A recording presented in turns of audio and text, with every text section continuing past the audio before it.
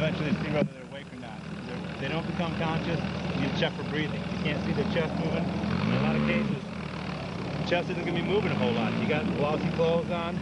They've, you know, obviously been taken out of commission or unconscious. The average person is sleeping, their breathing is pretty shallow. You may have to put your hands up front to catch a breath on them. Another aspect of this is they may not have a face or a good portion of a face left to check a breath from. You gotta realize this isn't going to be a household accident, or I mean even car accidents. In a lot of cases you can have a face that's pretty well mangled and real difficult to make out features on. So you're going to have to really succinctly look for breathing, and if that means pulling back and checking for their belly moving, or actually, you know, putting your hand down here to dig. I mean, literally look for some gurgling, look for some foaming blood. It's important. The very first thing, like I said, is breathing. If you establish he's not breathing, you're going to have to implement artificial respiration, like right now. You're going to have to make a decision if you're going to give aid, whether or not you're going to be worried about that kind of thing. Well, that's it. You got to make that decision. Start the breathing. Start the breathing. First thing, before broken bones, before bleeding, you got a femoral artery here that's spraying blood on you and down on you. If his breathing's not going, plugging that up is pretty damn irrelevant. Because the first thing that's going to get you is stopping your breathing. The brain's got to have oxygen, it's got to have glucose. The blood's bringing the glucose up to it in the oxygen. If the lungs ain't securing the oxygen, pulling the waste away from it, your respiratory centers are going to die out. And they're some of the most basic things that keep you functional, heart and breathing. And anoxia, which is a lack of oxygen, is going to stop him.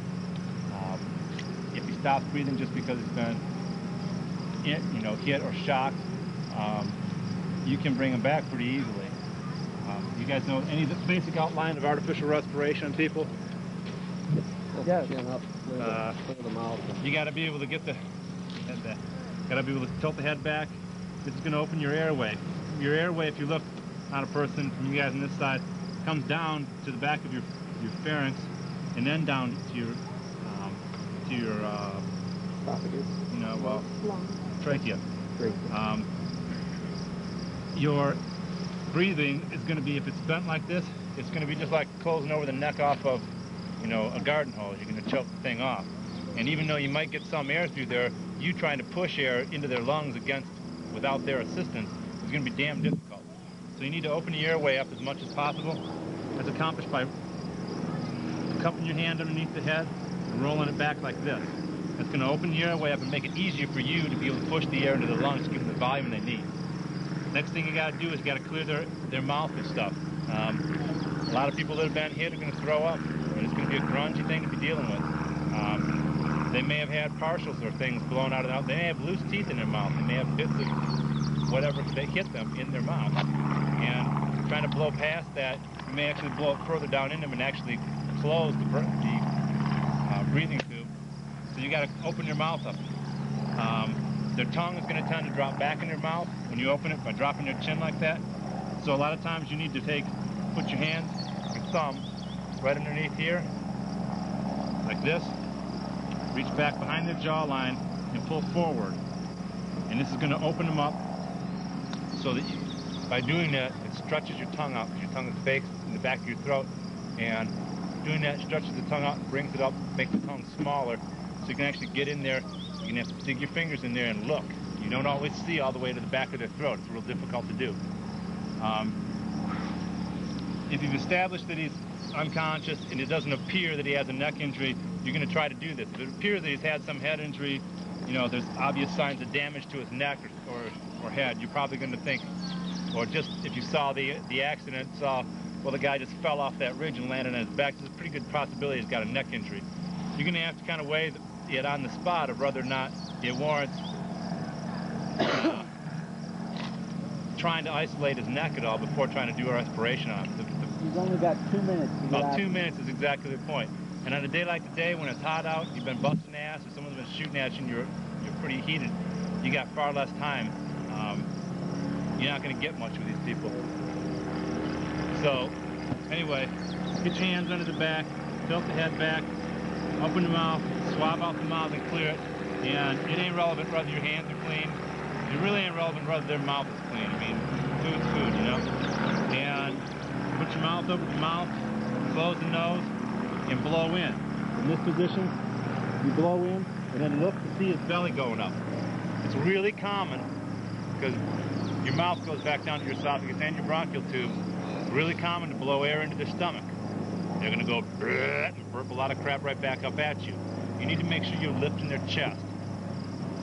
You can blow and blow and blow, and if their stomach's going, you're just going to make a big air balloon out of them, and it's going to be pretty distasteful in a hurry.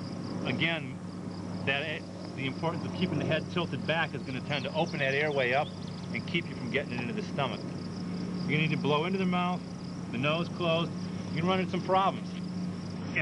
As militia people, there's liable to be civilian casualties or your own kids in many cases. Little kids, like my little one that's running around here, you're going to have to put on, you may have to put your mouth over their nose and mouth in order to get a good seal on them. And you're going to have to judge that based on the size of the person you're with. The other aspect of this is these compresses, like you got in here, basically they're just small dressings, like we mentioned earlier. Everyone needs to keep them up here, down inside next to you, or a hat, or whatever. If you don't have something, the point is to stuff it into the wound. Yeah? I run a one-man minute right on my back. So that's cool. Pull these open. Two sides to the ones that we've got. Put them down. Okay. Wrap the thing around. Again, this is all split down the ends here. Wrap it around both ways and tie it down. But remember, the whole rest of this leg might be really nice and salvageable. Okay? Having this wound down, covered, having this wrapped real nicely, may buy enough time to stabilize him and get him evacuated to someone who did more significant work on him. Created a long-term handicap that's not going to be able to be terribly field-worthy. At the same time, you slap this thing on here, you push it on the thing, you wrap it up, and blood's pouring out of the thing still. As far as being able to test it for tension on it, you need to be able to get 2 fingers underneath the thing. If it's tighter than that, so you can't slip them down, not 2 fingers this way like the tequila advertisement, but this way. If you can't get 2 fingers underneath there, you got it on too tight. If the limb is completely annihilated, then you're going to have to make a call about, okay, here's where the bleeding is right now, let's plug this. But if the limb is just completely shredded, likelihood of him bleeding to death, regardless of that, you're going to have to weigh the balance of, do we tourniquet it or not? And tourniquets go on and come off at intervals. You don't just leave them on. But beyond that here, say the guy's bleeding now, you put this on here, you see it squirting out, okay? There's a couple things you can do beyond just tie the wound on people. You fold your leg here, goes down to the pubic bone, bends in here to the side. You can put your hand in them, okay? You can push that down there, and one of the arteries runs real close to the surface, femoral artery down here. Yeah. You push down in this, makes your legs start to get cold and numb.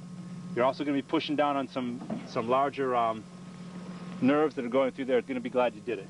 Same thing on this side. It might be easier to approach them from the other side, but you bring in here and you push it down. You'll be able to, in many cases, be able to feel their pulse up against you.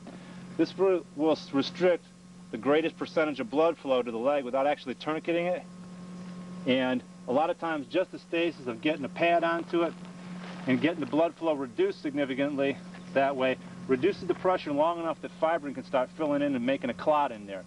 As soon as you tear open a vessel, fibrin starts laying down, starts becoming a clot and creates a net. And the more platelets and red cells that stack up in that net, the sooner it is it's going to get plugged and stop you from bleeding. If it's pouring through there with hellish force, you're going to continue to bleed. But if you slow the force down, things are going to start to clot up like that, and you're going to be able to contain it and sometimes stabilize them long enough they're going to be able to keep the bleed. So they can radiate heat off, just like a radiator on a car would. You notice when you're cold, you never see people with real red faces. They tend to constrict down until they get in the warmer environment, then they open up. Caffeinated beverages are not real good things for you in the extreme heat or the extreme cold.